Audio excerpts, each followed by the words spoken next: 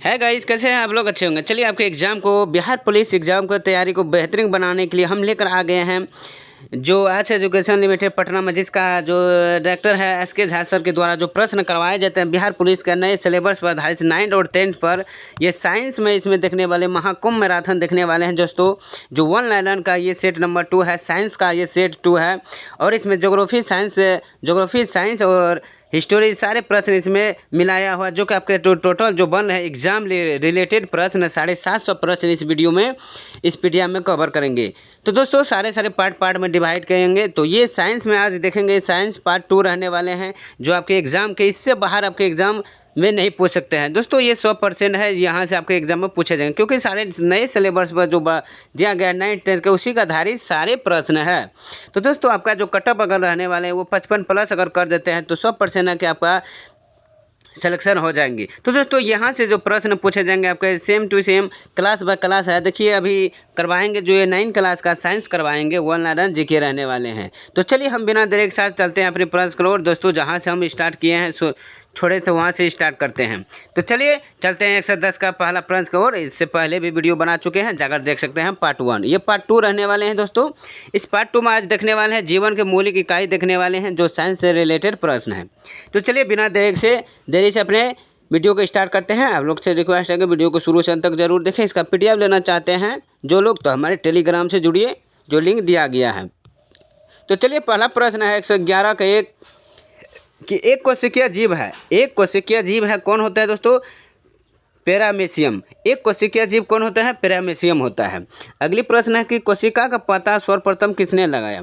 तो दोस्तों कोशिका का जो सर्वप्रथम पता है वो किसने लगाया? तो रॉबर्ट हुक ने लगाया। किसका? कोशिका का सर्वप्रथम पता लगाया था। अगली प्रश्न है कि कोशिका का भाग नहीं है, कौन कोशिका भाग नहीं है? वो कोशिका द्रव जो है वो कोशिका का भाग नहीं होते हैं।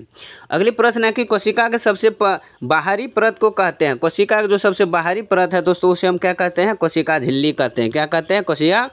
कोशिका झिल्ली। अगली प्रश्न है कि पादप कोशिका भित्ति मुख्यतः बनी होती है। तो पादप कोशिका भित्ति मुख्यतः किससे बनी होती है? तो सेल्यूलोज से बनी होती है। अगली प्रश्न है कि प्रोकैरियोटिक कोशिका में गुणसूत्र की संख्या होती है, कितनी होती है? 1 होती है। कितना? 1 होती है। अगली प्रश्न है कि क्रोमोसोम किसके बने होते हैं? कौन? क्रोमोसोम किसके बने होते हैं? तो प्रोटीन के बने होते हैं। अगली प्रश्न, ल्यूकोप्लास्ट का मुख्य काम है, तो इसका मुख्य काम क्या होता है दोस्तों? तो संचय करना। क्या? संचयन करना। अगली प्रश्न है कि किस जीव में केंद्रक झिल्ली नहीं होती है? किस जीव में केंद्रक झिल्ली नहीं होता है? तो बैक्टीरिया। कौन जीव में नहीं होते हैं? बैक्टीरिया में केंद्रक झिल्ली नहीं होती है। अगली प्रश्न को बढ़ते हैं कि बहुकोशिकीय जीव होता है। बहुकोशिकीय जीव कौन कौन होते हैं दोस्तों? कवक, पादप, जंतु, ये बहुकोशिकीय जीव होते हैं। अगली प्रश्न है कि पादप कोशिकाएं किस क्रिया द्वारा जल ग्रहण करती है? तो पादप कोशिकाएं किस क्रिया द्वारा जल ग्रहण करती है? तो परासरण के द्वारा जल को क्या करता है? ग्रहण करता है। कौन? पादप कोशिकाएं। अगली प्रश्न है दोस्तों कि कोशिका से विभिन्न अणुओं का अंदर या बाहर आना किस क्रिया द्वारा होता है? कोशिकाओं से विभिन्न अणुओं का अंदर आना और बाहर आना किस क्रिया द्वारा होता है? वो विसरण द्वारा होता है। अगली प्रश्न कि केंद्रक के अंदर कौन से पदार्थ मौजूद रहते हैं? केंद्रक अंग, तो वो प्रोटीन पदार्थ मौजूद रहते हैं। लाल रक्त कणिकाओं का निर्माण कहाँ होता है? तो वो अस्थि मज्जा में होता है। अगली प्रश्न है कि कोशिका का ऊर्जा गृह किसे कहते हैं? तो कोशिका का ऊर्जा गृह दोस्तों वो माइटोकॉन्ड्रिया को कहते हैं। अगली प्रश्न कि राइबोसोम द्वारा किसका संश्लेषण किया जाता है? राइबोसोम द्वारा तो प्रोटीन का संश्लेषण किया जाता है। अब पौधे में हरा रंग किस कारण होता है? तो हरित लवक के कारण पौधे में हरा रंग होता है। अगली प्रश्न कि मानव शरीर में सबसे बड़ी कोशिका कौन सी है? तो डीप होते हैं सबसे बड़ी कोशिका। दोस्तों आप लोग को पता चल गया कि प्रश्न किस पर है।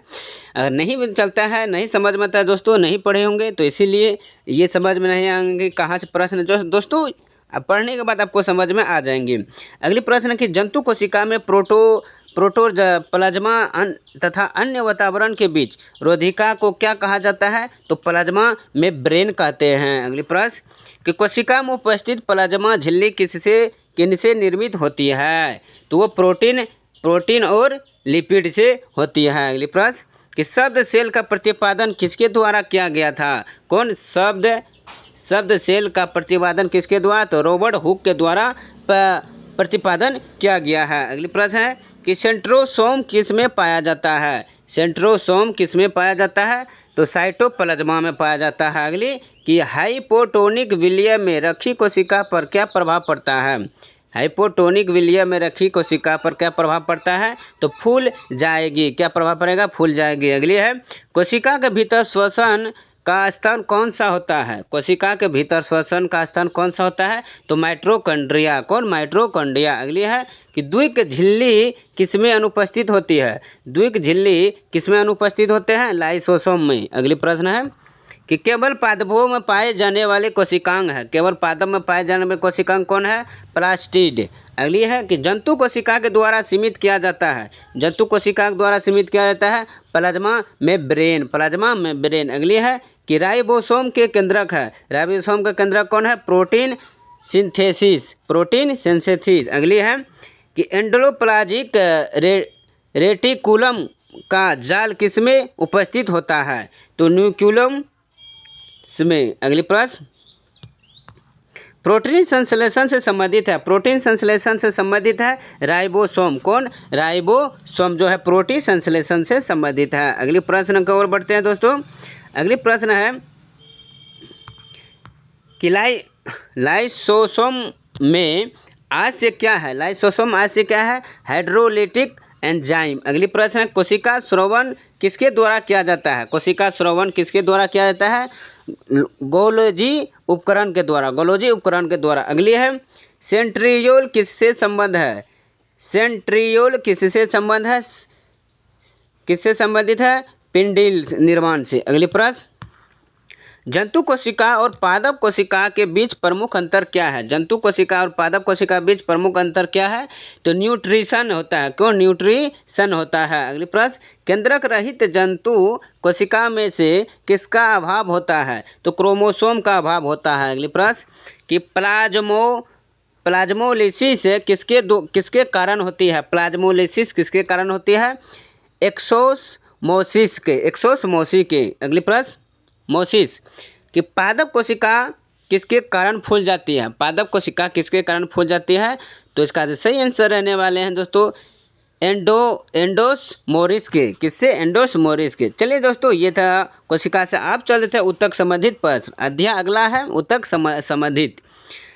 अगला अध्याय है कि कहते हैं कोशिका के समूह को क्या कहते हैं? ऊतक कहते हैं। कोशिका के समूह को क्या कहते हैं? ऊतक कहते हैं। अगली प्रश्न है कि पौधों में लचीलेपन का गुण किस ऊतक के कारण होता है? तो पौधों में लचीलेपन का गुण किस कारण होता है? कोलेनकाइमा कारण। कोलेनकाइमा कारण। ट्रेकिडस कहाँ पाया जाता है? तो जाइलम में पाए जाते हैं। अगले प्रश्न को बढ़ते हैं। जंतु के शरीर को ढकने या बाहर रक्षा प्रदान करने वाले ऊतक को क्या कहते हैं? तो जंतु के शरीर को ढकने या बाहर रक्षा प्रदान करने वाले ऊतक को तो एपिथेलियम ऊतक कहते हैं। अगली है कि जिन ऊतकों में क्लोरोफिल पाया जाता है उसे कहते हैं कोलेरेकाइमा कहते हैं। अगली कि पौधों में वाष्पोत्सर्जन उत्सर्जन किसके द्वारा होता है? तो स्टोमेटा के द्वारा होता है। किस ऊतक में लिग्निन उपलब्ध नहीं होता है? किस ऊतक में लिग्निन उपलब्ध नहीं होता है? तो इसका राइट आंसर हो जाएंगे कोलेनकाइमा। कौन? कोलेनकाइमा। रक्त के प्लाज्मा में जल का प्रतिशत होता है कितना? 90% होते हैं रक्त के प्लाज्मा में जल का प्रतिशत। पौधे में फ्लोएम का कार्य है। पौधे में फ्लोएम कार्य है आहार का चालन। स्थिति कैसा ऊतक है? स्थिति कैसा ऊतक है? संयोजी ऊतक होते हैं। जंतु में भोजन का संग्रह डैश ऊतक में होता है? पेशी ऊतक में। जंतुओं में भोजन का संग्रह किसके कारण होता है? पेशी ऊतक में। अगली प्रश्न तंत्रिका ऊतक की एक इकाई है न्यूरॉन। तंत्रिका की एक इकाई है न्यूरॉन। अगली है सूचनाओं के आदान प्रदान के लिए ऊतक को कहते हैं तंत्रिका ऊतक कहते हैं। सूचना का आदान प्रदान के लिए जो ऊतक कहते हैं वो तंत्रिका ऊतक है। अगली है कि रक्त किस ऊतक का हिस्सा है? संयोजी का ऊतक का हिस्सा है। किसका? संयोजी। अगली प्रश्न को बढ़ते हैं। शैवालों में किस तरह का विभाजन पाया जाता है? शैवालों में तो असूत्री विभाजन पाया जाता है। अगली प्रश्न को बढ़ते हैं। समसूत्री विभाजन कौन सी कोशिकाओं में होता है? तो दैहिक कोशिकाओं में समसूत्री विभाजन होती है। समसूत्री विभाजन। अगली कि स्नायु और कंडरा किस ऊतक के बने होते हैं?